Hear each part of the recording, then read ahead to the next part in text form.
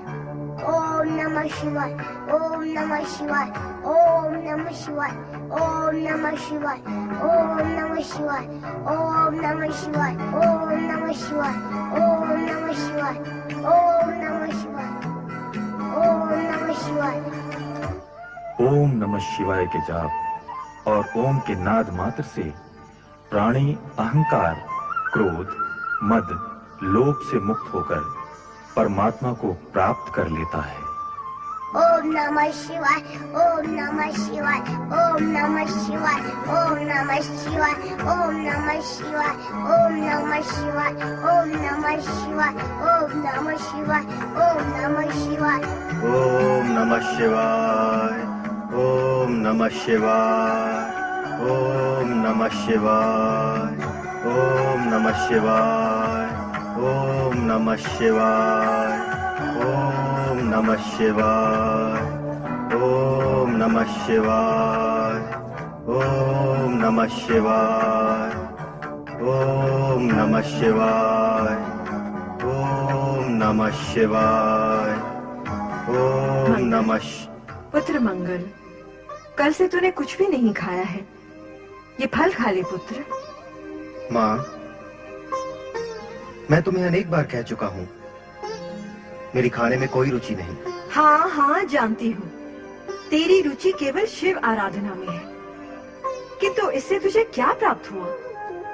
हाँ माँ, मैं बचपन से ही शिव जी की पूजा करता आ रहा हूँ, पर शिव जी मेरी पूजा प्रार्थना से प्रसन्न ही नहीं होते। लगता है मुझ में ही कोई दोष है। हाँ, दोष तो है ही। दोष है? क्या दोष है माँ? इस जगत में माँ को अप्रसन्न करके कोई भगवान को प्रसन्न कर सका है क्या? तो क्या भगवान को प्रसन्न करने से पूर्व माँ को प्रसन्न करना पड़ता है? माँ और माँ बोलना सीखे बिना महादेव बोलना कैसे आएगा पुत्र?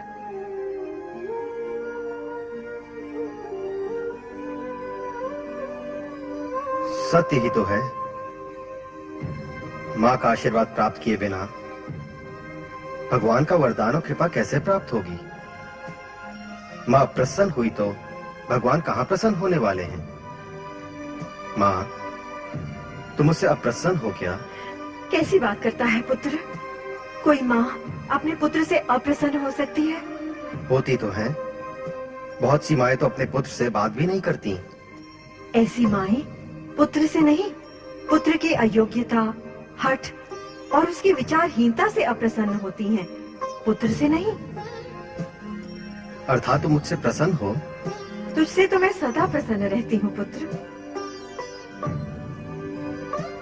तो फिर मुझे आशीर्वाद दो माँ। कैसा आशीर्वाद है? मैंने निश्चय किया है माँ कि काशी के गंगा तट पर जाकर मैं शिव जी की आराधना करूंगा, तब मुझसे शिव जी अवश्य प्रसन्न होंगे। काशी जाएगा तू अपनी माँ को अकेला छोड़कर? तेरे बचपन से माँ के प्रति तेरा प्रेम पाने के लिए बिन जल के मीन की भांति छटपटा रही हूँ मैं, और तू मुझे अपना कर्तव्य करने दो माँ। कर्तव्य? तेरा कर्तव्य? अपनी माँ के प्रति तेरा कोई कर्तव्य नहीं है? माँ, ये तन और प्राण तुम्हारे ही तो हैं। इस जग से मुझे जोड़ने वाली तुम ही तो हो। तुम्हारे प्रति अपने कर्तव्य से मैं कैसे विमुख रह सकता हूँ माँ? पर मैं क्या करूं? मैं विवश हूं। मेरे हृदय में शिव भक्ति की शीतल सरिता जो प्रवाहित हो रही है, उसमें डुबकी लगाए बिना मुझे कल नहीं पड़ता माँ। तुम मुझसे प्रसन्न होना माँ। एक बार, बस एक बार मुझे आशीर्वाद दे दो। तुम्हारे आशीर्वाद से मैं भगवान शिव का अनुग्रह अवश्य प्राप्त कर सकूंगा। उसके पश्चात मैं जन्म भर तुम्हारे चरणों में बैठा रहूंगा माँ। एक बार भगवान शिव के दर्शन हो जाएं, तो मेरे मन को शांति मिल जाएगी। माँ, मुझे काशी जाने की आज्ञा और सफल होने का आशीर्वाद दो। तूने मुझे धर्म संकट में डाल दिया है पुत्र। मुझे आज्ञा देने में तुम्हें कष्ट हो रहा है माँ? इस जगत की हर माँ अपना कष्ट भूलकर अपने पुत्र को प्रसन्न देखना चाहती है मंगल। स्वयं तो झेल कर भी वह अपने पुत्र को सुखी देखना चाहती है। माँ, तुम भी तो वैसे ही माँ हो। इसीलिए तो तुझे काशी जाने की आज्ञा देती हूँ और कामना करती हूँ कि तेरी तपस्या और साधना पूर्ण हो। तुझे सिद्धि प्राप्त हो। सिद्धि प्राप्ति का आशीर्वाद लेकर पृथ्वी पुत्र मंगल ने भोलेनाथ के अनुग्रह प्राप्ति के लिए काशी की ओर प्रस्थान किया। पुत्र की इच्छा के वशीभूत होकर मां ने उसे काशी भेज तो दिया, किंतु उसके हृदय में चिंता और द्विविधा थी। दूसरी ओर कैलाश पर शिवगण, सुयशा और नंदी भी द्विविधा में थे कि मां शक्ति के अवतार के दर्शन कब होंगे। यही